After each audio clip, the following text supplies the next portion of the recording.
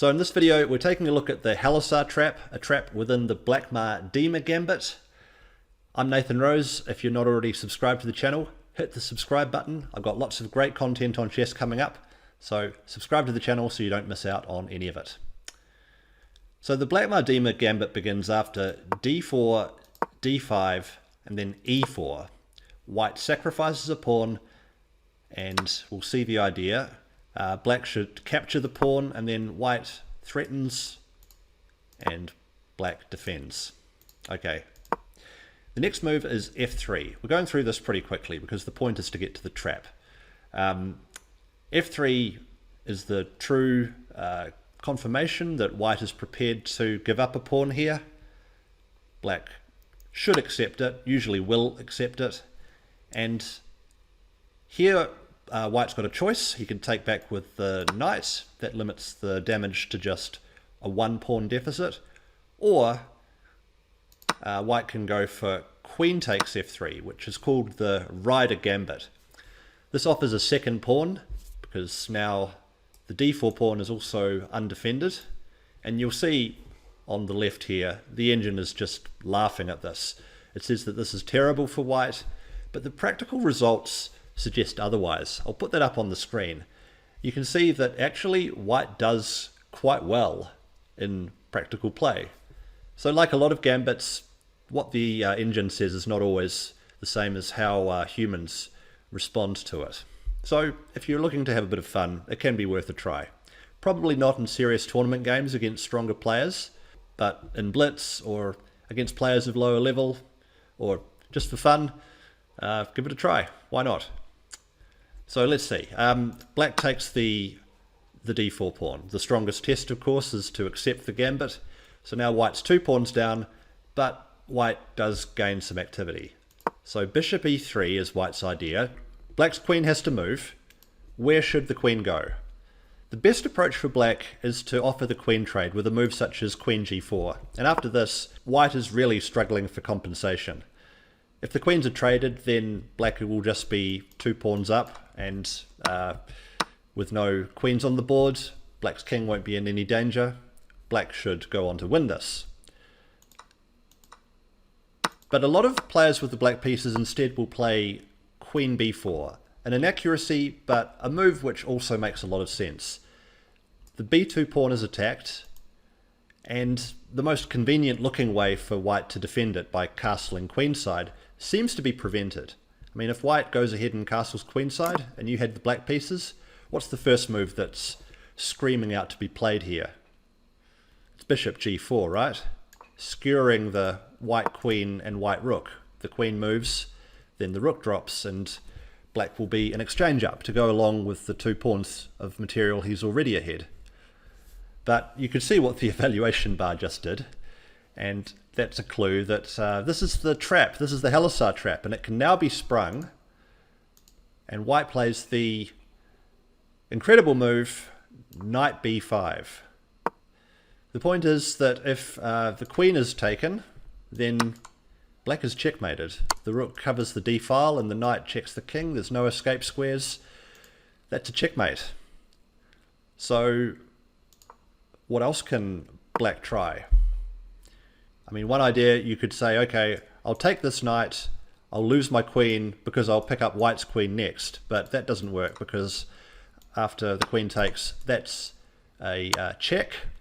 And once black blocks it, then white's got time to move the queen out of danger, you know, anywhere. And with an extra queen, white is obviously up an incredible amount of material and should go on to win. So what else? You could try blocking the d file. And here, white has only one winning move, and it's not knight takes c7 check, because black can just play king to d8, and white doesn't have time to take this rook because the queen was still under attack. Don't forget, that bishop g4 move did create a threat. And since checkmate was prevented, black would have time to carry it out. So back here, actually, you've got to play queen takes b7. That's the only winning move for white.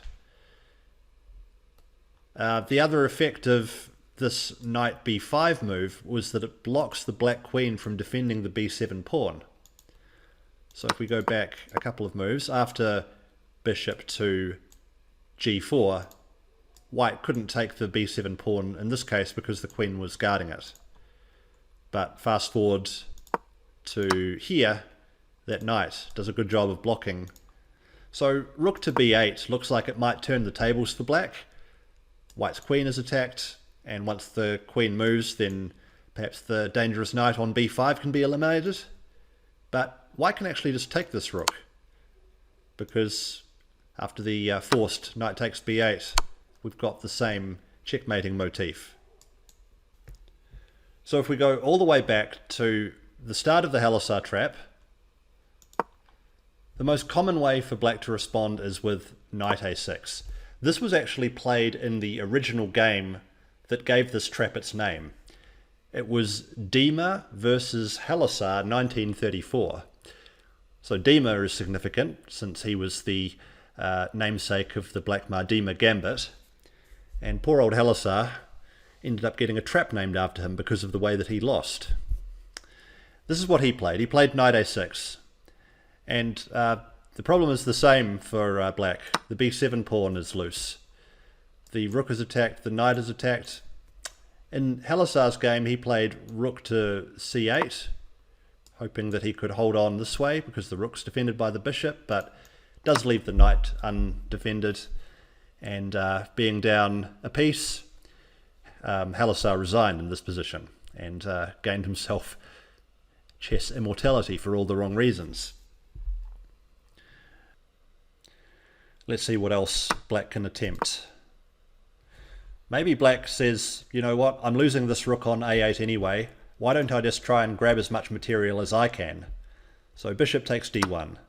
But the problem for black is that after queen takes a8, that capture comes with check. And so after king to d7, the simplest for white is to just pick up the bishop. So in that little sequence, white was able to gain a rook and a bishop, while black picked up just a rook.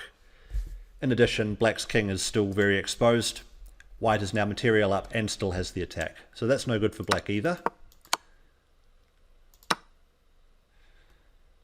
The best move for black is quite hard to see, but it is clever. It's queen to e4. So this now defends the rook on a8 via x-ray, and it also seems to keep material equality, because if now white grabs the knight on a6, then black can capture this bishop with check. King moves out of the way, and, well, even black can take this rook, right? Well, actually, black can't really do that. The thing is that white has got too many threats in this position. So after bishop takes d1, white has queen to c6 check. And there's a choice for black between king to d8, which actually ends up getting mated after queen takes c7. Let you work that one out. But that leads to checkmate. And if you block with the knight, then the rook just drops. And the only way to block the check is to block with the knight. So the knight also falls. Just disastrous. If black were to play on this position, it would be embarrassing. So that's a resignation, most likely. So queen e4 looks clever, still doesn't quite work, unfortunately for black. And if black tries the only other potential move, rook to b8, well, we saw already what happens there. White can sacrifice the queen and get the same checkmate we saw before. So a tough trap to see coming. It's the type of trap that the Black Dima gambit player is relying on. Because they're sacrificing material, they're relying on the fact that they know the tricks and traps better than their opponent does. And if you get through the minefield with black, you will emerge better with the extra material, but you do have to get there first. So hopefully this video has helped you either way, if you're trying to spring the trap or avoid the trap. If you enjoyed the video, do give it a like down below. Subscribe to the channel if you want more videos like this one, and drop a comment down below of what you thought of it.